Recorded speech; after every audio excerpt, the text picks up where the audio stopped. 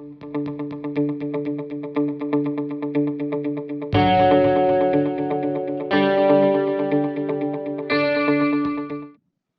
hello, welcome to the Facts and Snacks EU event series. I'm very excited to have everyone joining, and also Ferdinand. It's so cool to have you back. Yeah, I enjoyed our conversations before, so I'm excited to dig into some stuff today. And yeah, I mean, just to say, this is the first episode of the second season of our Facts and Snacks event series, and we're super excited to be back.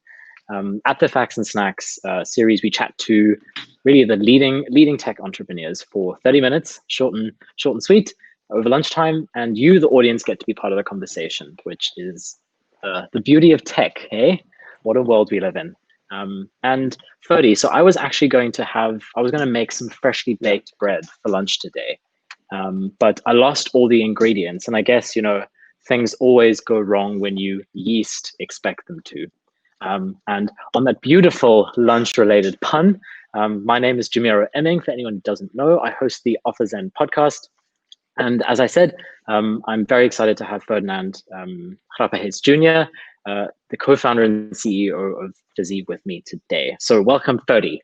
Why don't you start with just a very short, elevator pitch introduction into who you are, just so everyone can hear from you as well. Yes, of course. Well, thank you for this very warm welcome, even with a word joke included. I'm a big fan of that. You actually see it in our company name. We're called PHYSEE. Where does that come from? It comes from physics and seeing, because that's what we do. We apply physics and we use our physics perspective to improve the world around us. And we focus on the energy transition. When focusing on the energy transition, you see very quickly that buildings are responsible for 40% of the global energy usage, and therefore we want to make buildings more energy efficient and eventually even energy positive. We do so by applying a smart skin. It's a technology that integrates solar cells, sensors in the building facade, in glass actually, and then uses all the data and energy to reduce the footprint of the building. Beautiful. You've made my job really easier to introduce you, so that's great. And I'm very excited to dive into today's topic, which will be scaling culture. So we'll have a look at culture from startup to scale up. But just before we kick that off, a few housekeeping things for everyone. We'll start the session with some rapid fire questions, just some short answers to get to know Ferdy a bit better. And then we'll deep dive into today's topic. But everyone should see on the right-hand side of your screen on Livestorm's page, there are a couple of tabs. Some say Q&A, chat, and polls.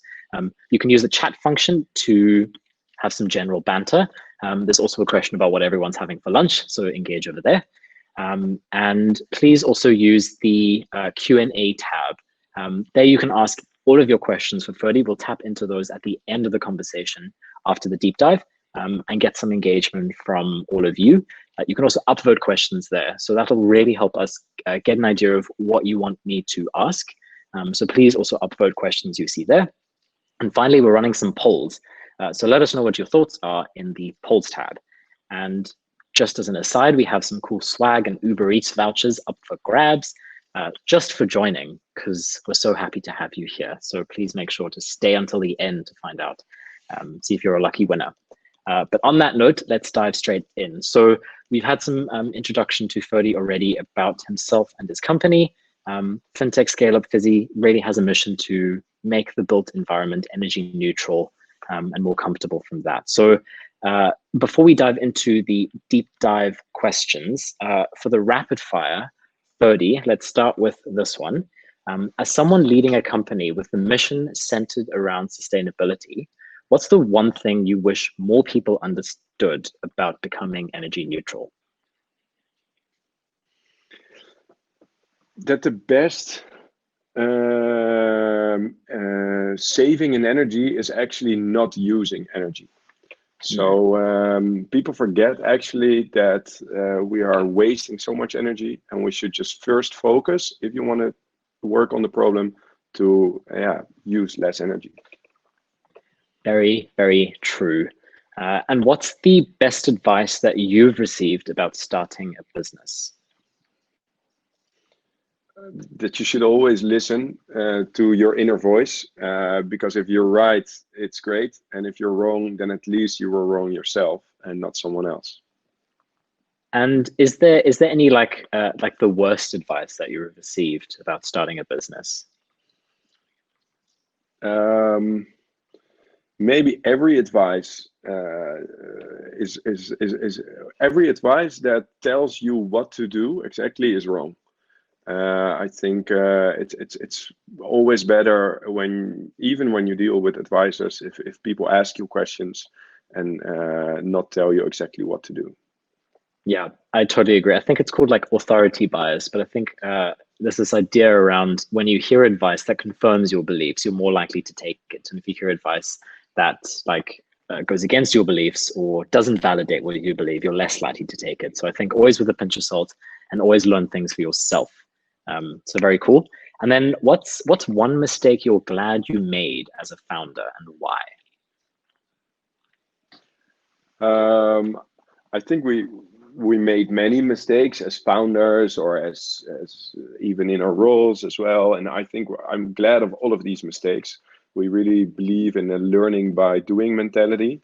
And actually that mentality is a bit difficult when you're developing hardware, because when you develop software, it's easier to have that learning by doing, because if you have a bug in your code, well, the next day you can fix it. If you have something wrong in your molding settings, yeah, then you really have a problem. So I think, yeah, we made some production errors sometimes. One of our very first power windows, it was a large size, actually, data and electricity generating window.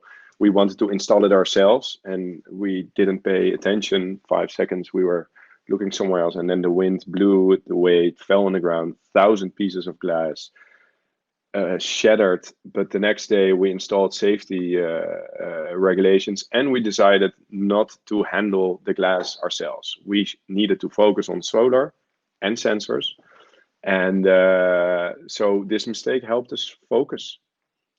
Yeah, and I like that idea. I like that idea of like, it's less important like what the mistake was and more important what you do after the mistake. Like how you handle it is always way more important than the mistake you make yourself. So that's a brilliant example. Always in life. Yeah, absolutely. Life advice here. I mean, come on.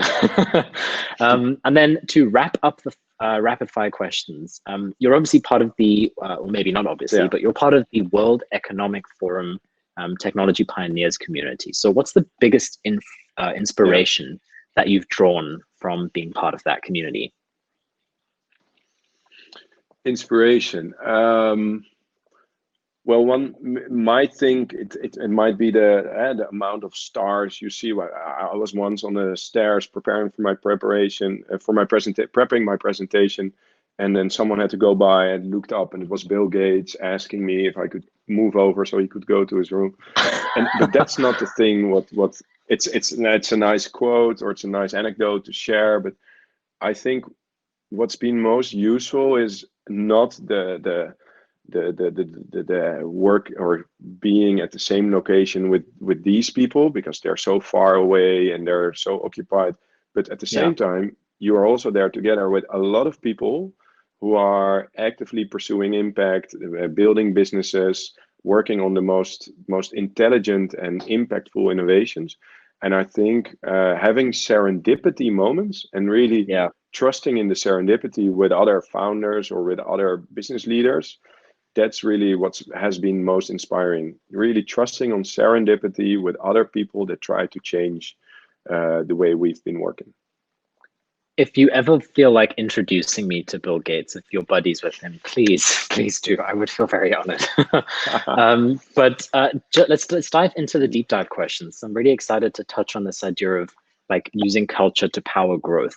And I really like some of the thoughts you had in our last conversation. So I'm keen to unpack those. But I mean, you know, as more of the world's attention is being pointed at renewable and sustainable energy, your team at PHYSEE is like at the forefront of this tech-driven change in the Netherlands, and you know you're rapidly scaling your team as a result.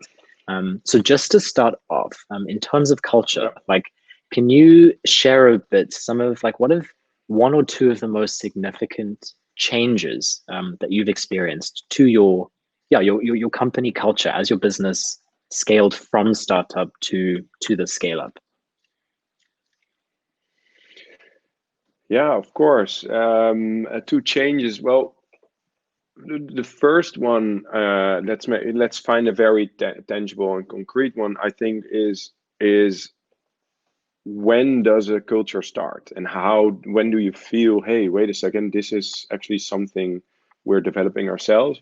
I think it was very much in the early days. We were still 3, 4, 5 people, about that size. We're now with 50 people, by the way. So over the time, by a factor of 10, we've grown. And when we were at about 5 people, we wanted to make the best product out there. So we just said, we really want to make the best new type of window, actually glass, out there. And we said, let's have a brainstorm from now on every Friday, and to have a free format flow on how we can make this window as good as possible. And we called it a Formula One session.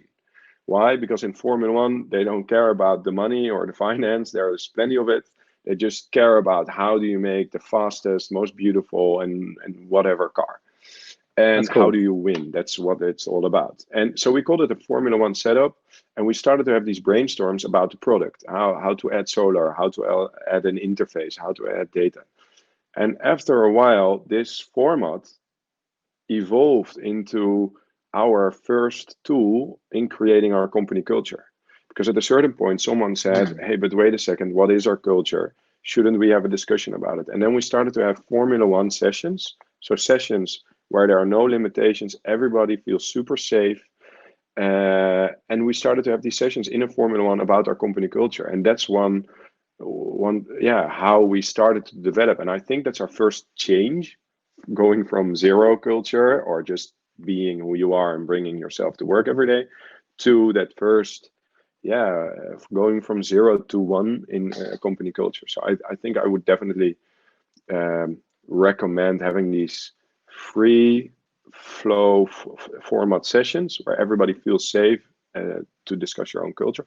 And the second I wanted to share then is the fact that your company is ever evolving, and your culture is also ever evolving. And people sometimes have said to me, or I hear it sometimes even in these management books, company is your DNA, or it's even your founder's DNA, or I actually don't fully agree, because DNA, it's fixed, it's something which is there, and that's it. And I think for a company culture, it needs to evolve. Of course, it relies on core values, but it needs to evolve with the type of the business. And I think right now, as a company where we are in right now, we've proved traction. We've delivered some great projects, and we show that our technology has really evolved over time. And now we have to start scaling it. So we also need to become more commercially oriented, or customer oriented. And this is actually also right now a challenge for our own culture. How do we also evolve our product focused culture into a customer oriented culture without losing all the good things we once built? So that would be my second change. Is actually change we're currently in, and I really think is a very excited one. So I think, just to paraphrase, what I really like about this idea, and we've touched on it before in our previous chats, like as you scale, one of the things you start having to do is really become more intentional, or a bit more intentional about your culture. Like smaller teams can rely on just being yourself, bringing yourself to work, or that kind of mentality. But the minute you scale, you need to be a bit more deliberate about the kind of culture you want to create. But I think your second point is really cool, because I think the risk, or the trap that a lot of companies that I've seen, in any case, in my own experience, the trap that they fall into is, by making that deliberate effort, they then output this fixed thing, and they're like, cool, that's our culture. Whereas the thing you really need to realize is that just because you've been deliberate about it once doesn't mean you can stop. Like, it needs to evolve and grow, and it needs to be a dynamic living thing. So I really like that you sort of juxtapose those 2 points, because I think those are like crucial to remember as you scale. But just Cool. on that, like, what does that require from your team? What does that require from people? I think you already mentioned being vulnerable, but how do you create that safe space? What does that look like? Yeah, it's I think even a lot. It requires a lot of people because let's say once you have a very strong culture, and I do believe we have a very strong culture, and it's a very positive culture, and but for people who newly join the organization, it can also be very overwhelming. Hey, what is this? What's going on? Should I adapt, or can I be myself, or should I? So I think what does it require for a team is um, I think the most important thing, whether you are with 5 or 50, that it doesn't become an exclusive thing. It should always, and whatever culture you're building, whatever things you are focusing on, it should always be inclusive. Because as soon as you say, hey, this is our DNA, or not DNA, but this is our way to go, and that's it, then the evolvement stops. Yeah. And as soon as you are inclusive, then when you get new hires, and these hires are maybe more fit for the next stage of your company, they can add and also influence the direction of toward what the culture is developing towards. And so what does it require very tangibly from a team is that the people who are for the longest time are very capable in communicating the culture, but are also very capable in creating that open team feeling where people can be vulnerable, and that when they offer something or suggest something or come up with something, that it's not right away, no, that's not how we do it right here, but that they show that there's room for input and thoughts and co-creation. So the thing I can hear a lot of people probably thinking at that idea, because yes, like I think most people could agree that culture should be an inclusive project, but when you have a really big company, or as you grow, that becomes more and more difficult. Like, haven't you found that to be really hard to like include everyone equally, especially when you have a really big team? Yeah, it is very hard. So I know, and maybe there are even colleagues of me listening. I know that we also do not do everything right. We continue to make mistakes on this as well, and we are only with 50. We're only with 50 people. Imagine companies with 500 or 5,000 people. It becomes immensely more complex, whatever stage you're growing. However, what I do think is that we tend to forget in tech companies, we have the benefit of a structured way of thinking. So when I said that a company culture isn't fixed, doesn't mean that it cannot have a structure or a design. And I think when you have a lot of engineers, but also analytical people, they can also help build a framework that facilitates the development and evolvement and also sharing of that culture. So for example, even though that we are now 10 times bigger than we were 3 or 4 years ago with the amount of people, we still have these Formula One sessions, however, in a different setup, and you can book a meeting room on Friday between specific hours to do that brainstorm. You invite other people to it. We still have every day at 4 o'clock where everyone in the company can join in at 4 o'clock. There, someone shares something of their personal life, of their work life, or what. These things, these kind of very little things, which even sometimes annoy people because they want to focus on their work on Friday afternoon. But these little things create a safe environment where people learn that it's nice to share, and everybody's opinion is respected, everyone's nationality is, everybody's input is, and so you need to engineer these things in your way of work. And I've learned that actually, sorry to have such an elaborate answer, but it really triggers me. Your question really triggers me. I've learned actually from our head of HR. She told me that culture is not only a soft thing or it's also in how you organize things. So it also depends. When do you have what do you first have the management meeting and then the team meeting? Already gives a lot of information on how your culture probably is very top down. Just so it's also in structure, and I think those are things which are very hard to get right, but you should focus on trying to get it right. Yeah. So just a reminder for everyone listening, I know I'm teeming with questions, so I'm sure everyone must have as well. Please use the Q&A tab. We'll get into those just now. But what I really like, just to paraphrase, and I want to highlight a point there, is I was going to ask, how do you make sure that culture is a team effort and not just a top-down team leads thing? And I think your point there is very cool, is that, you know, when to get that right, to make it a co-creation, to not just involve everyone when you want to actually document it. Like, it needs to be an ongoing process from like how you interact daily, how you interact in your teams. And by creating that space across the board all the time, it makes it a lot easier to actually come together and like explicate or express what you want your culture to be when you reach that point. So I think that's a very crucial point, and sounds very obvious, but probably is quite hard to get right. So just to dive into some of the audience questions before we run out of time. Our first question is from Juan Fenter. He asks, how did you position your value proposition when you started out? How did we position our value proposition? Yeah, so it's not really a culture related. At least that's my assumption of the question. But we also position this as an evolving thing. How do I?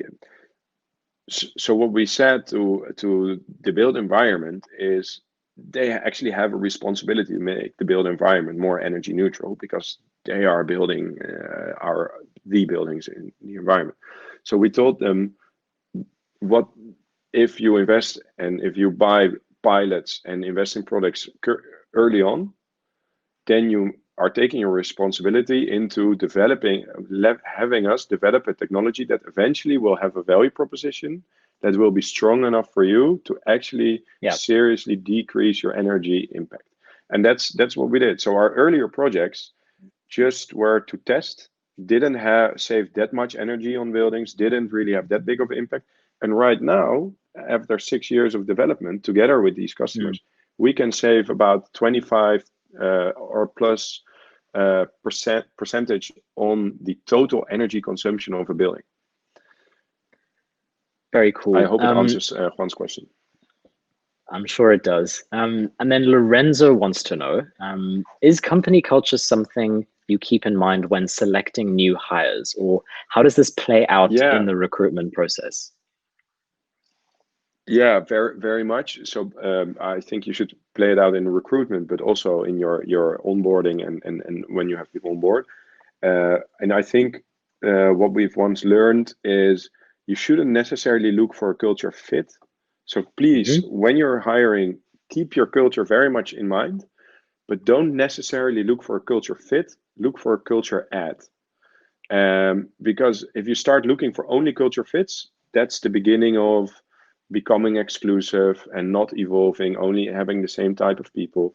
So when hiring, always try to look, does this person add something to our culture? Does our culture evolve from it in a positive way, of course?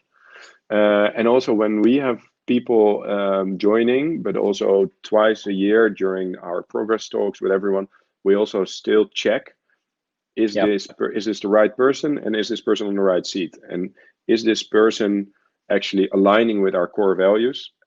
Is always in every progress talk an evaluation we do, just to be aligned. So why do you say not a culture fit but a culture add? Can you tell me more about that? I just want to pick on that thread. Yeah, of course.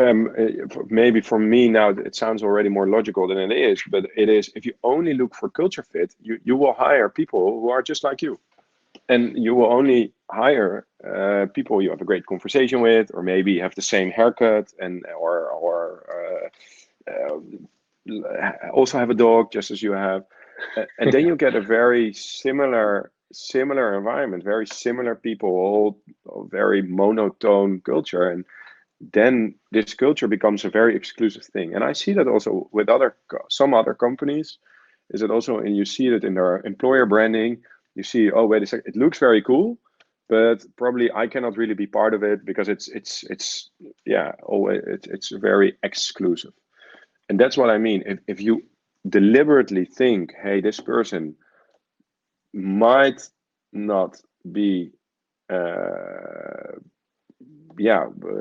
I have to dig a little bit deeper to find a common subject, then actually that person could be a great ad.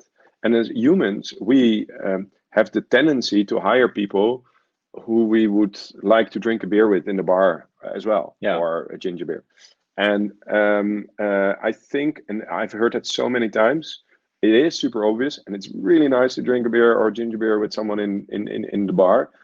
But if you only hire on that prescription, you will get a very exclusive culture. So I'm totally hijacking Lorenzo's question here, so I hope he doesn't mind.